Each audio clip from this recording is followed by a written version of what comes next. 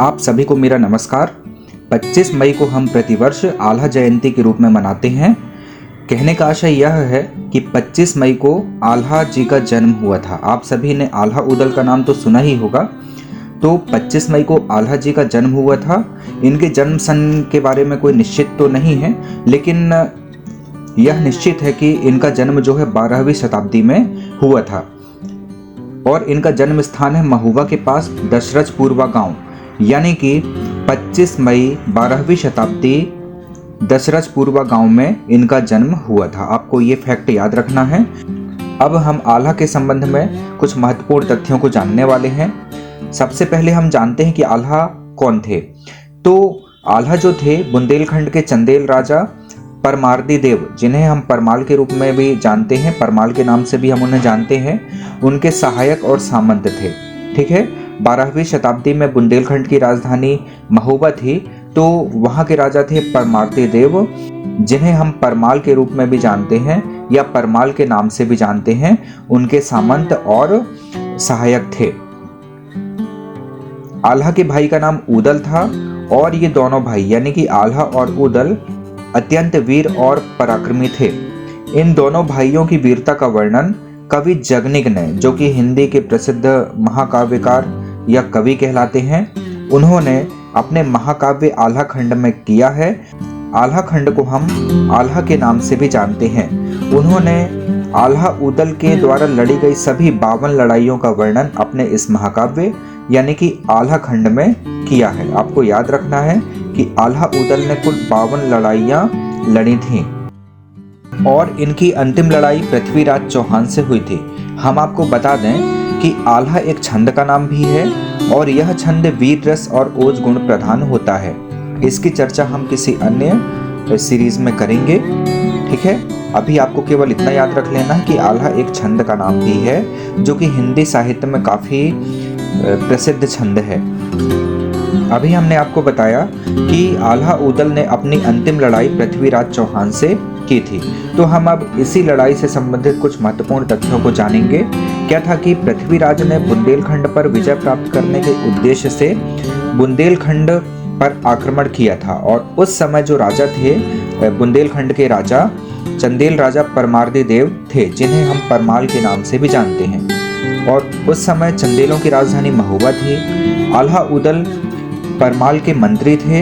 इतिहासकारों के अनुसार पृथ्वीराज और दोनों भाई यानी कि आल्हा ऊदल के बीच में बैरागढ़ नामक स्थान पर बहुत भयानक युद्ध हुआ था।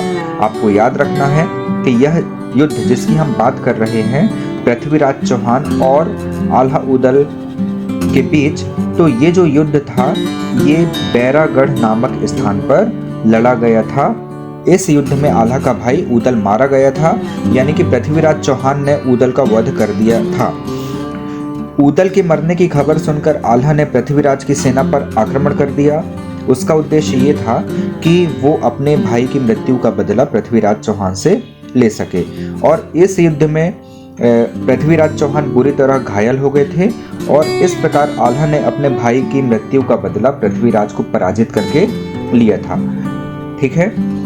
ऐसा माना जाता है कि आल्हा ने अपने गुरु गोरखनाथ के कहने पर, यहाँ बात आती है कि आल्हा के गुरु का क्या नाम था, तो आपको याद रखना है कि आल्हा के गुरु का नाम गोरखनाथ था।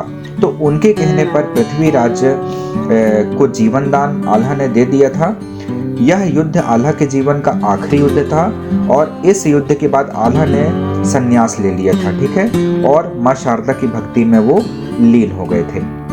अब यहाँ पर एक बात आती है, हमने यहाँ पर माँ शारदा का नाम लिया, तो माँ शारदा और आल्हा से संबंधित कुछ महत्वपूर्ण तथ्य हैं, हम उनको आपको बता देना चाहते हैं। क्या था कि आल्हा जी बचपन से ही माँ शारदा के परम भक्त थे। उनकी भक्ति से प्रसन्न होकर शारदा माँ ने उन्हें अमरत्व का वरदान दिया था, यानी कि उन्हें ये वरदान दिया था कि वे हमेशा अमर रहेंगे। इसके अलावा माँ शारदा ने पृथ्वीराज से लड़ाई हेतु आल्हा को एक तलवार भी दिया था और इसी तलवार से आल्हा ने पृथ्वीराज को पराजित किया था। और इस युद्ध के बाद गुरु के कहने पर आल्हा ने माँ को यह तलवार वापस भेंट कर दी थी और उसकी नोक टेढ़ी कर दी थी और इस प्रकार उन्होंने संन्यास ले लिया था और माँ शारदा की भक्ति में वो लीन हो गए थे। ऐसी मान्यता है कि आज भी माँ शारदा का पूजन सबसे पहले आल्हा ही करते हैं।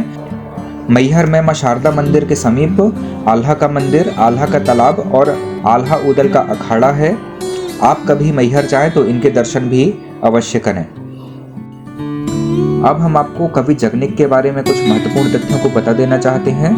कवि जगनिक महोबा के चंदेल राजा परमार्दी देव, जिन्हें हम परमाल के नाम से भी जानते हैं, आपको याद रखना है, परमार्दी देव जिन्हें हम परमाल के नाम से भी जानते हैं, उनके समकालीन जिझौतिया नायक परिवार में जन्मे कवि थे। जिझौतिया नायक परिवार में जन्मे कवि थे कौन?